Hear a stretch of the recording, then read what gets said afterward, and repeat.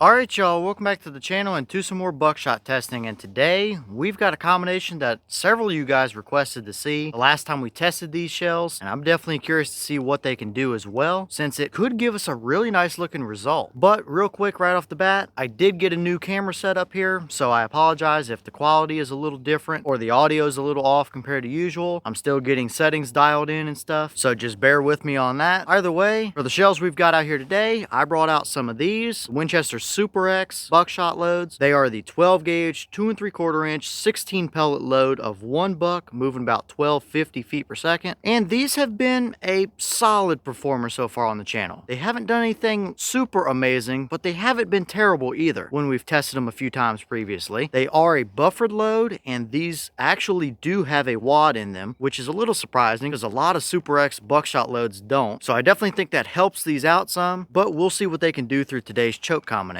And as for today's setup, I brought out my Remington 1187. It has a 28-inch barrel on it, but for a choke, we've got the Kicks Butt Kicker Full Choke in here today. This particular Butt Kicker Full measures out right at a 693 constriction, and it has given us a number of really nice looking results with shells like this in the past, and it definitely seems to improve some of these cheaper, more basic loads like that. So will this be the perfect combination for those shells? There's a possibility of it, but we're just gonna have to try it and see what we get. But as for today's test, everything is set up the same as usual. I've got the big sheet of paper at 40 yards. I've got the chronograph so we can get our velocity, and I've got the templates that we can lay up over our target when we go look at our results. So let's get you guys a view of that target and see what we can get from the 16 pellet 1 buck Super X loads through the Butt Kicker Full. Might work great, might be a little disappointing, but let's take our shot and see what we get.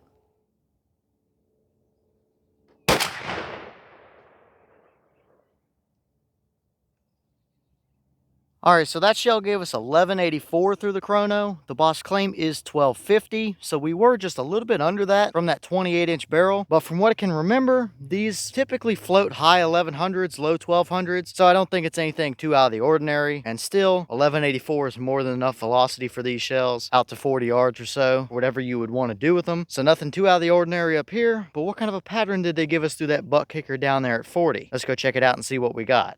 All right, so now we're down here at our 40-yard target, and this is what we got. And I gotta say, looks very solid. We had all 16 pellets on the paper there. The white dot was my point of aim, so we were pretty much perfectly centered up. And we saw a very nice and even spread of pellets. There's really not anything that I would call a big flyer. Maybe that one over there on the right, or maybe that one up there on the very top. We might have a little void right there in the bottom right corner of that white dot, but definitely nothing detrimental to the pattern. Everything in the load is right there where you would want it to be. It's definitely not the tightest pattern we've ever gotten as far as buckshot goes in general, but for these loads, that might be the best pattern we've gotten. It's a much more even and uniform spread of pellets rather than clumps or strings like we had been seeing previously. We've seen about the same size pattern out of these before, I believe, but definitely not nearly as even. So that butt kicker definitely did a good job handling these shells, I'd say. Really, I don't think there's a whole lot we can complain about there at all. I did measure the size of the pattern, and we had 18.5 inches wide by 15 inches tall. So it's a little bit wider than it is taller, but still a very even spread of pellets. Definitely a very nice looking pattern. I wouldn't hesitate to hunt with that if I was hunting with a 1 buck shell. So not bad overall, but let's throw a couple templates up, which will give us a little better idea than just a blank sheet of paper on how these performed.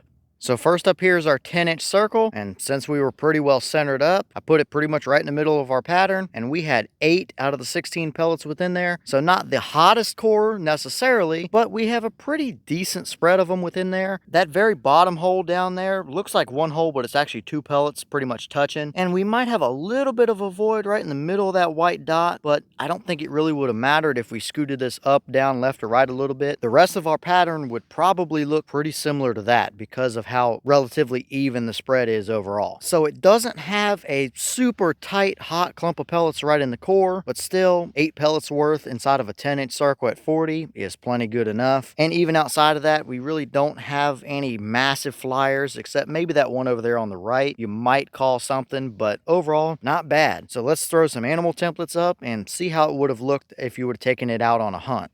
So here's the deer template, and if we line it up with our point of aim, I think it's pretty obvious you would have the vast majority, if not all of your pellets right through the shoulders and vital area on that deer. So I doubt he would have really went anywhere. He probably would have dropped pretty much right there on the spot. You have plenty of them right through the vital area there, as well as a little bit of leeway back and forth as well. If you were running a deer drive or something like that and had to take a moving shot, it would give you a little bit of leeway to work with while not covering the entire deer in pellets as well. So that is a very nice looking hunting pattern right there. At a little bit closer ranges, you're going to have a little bit tighter of a pattern to punch right through the lungs. At a little bit farther of a range, you're going to have a little more leeway if you have to take a moving shot, but you're not going to cover the entire deer in pellets. So ultimately, I like that pattern for a deer hunt. That would absolutely get the job done, no question about it. So now let's switch over to the hog template, which will give us an idea of how it looks on them, as well as a couple smaller animals as well. I think it's going to be pretty much the same story, but we'll take a peek at it and see.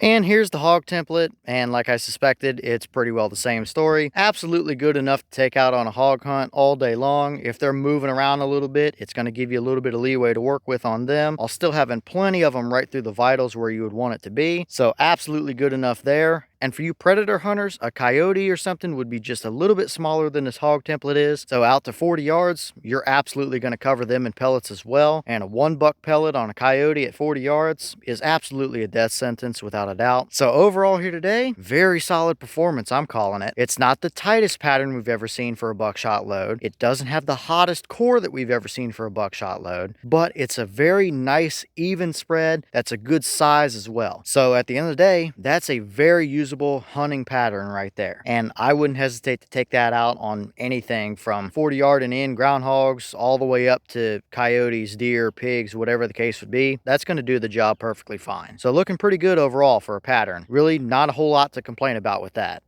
And here's the wad from that shell, and to my surprise, it is rather rough. It tore both of these other side pedals off the base here, and this one is almost halfway ripped off, to be honest with you. But it doesn't really look like it snagged on anything on the tips there. Now, yeah, kicks chokes do tend to be a little rough on wads. We know that. We've had plenty of experience with that. And I know some wads are designed to have sort of breakaway style pedals. I don't know if this is one of those or not, but in our previous test, we have not ever seen this from these wads. So definitely a little bit of an interesting thing here, but it must have done its job plenty good enough, I would say, considering the pattern we saw.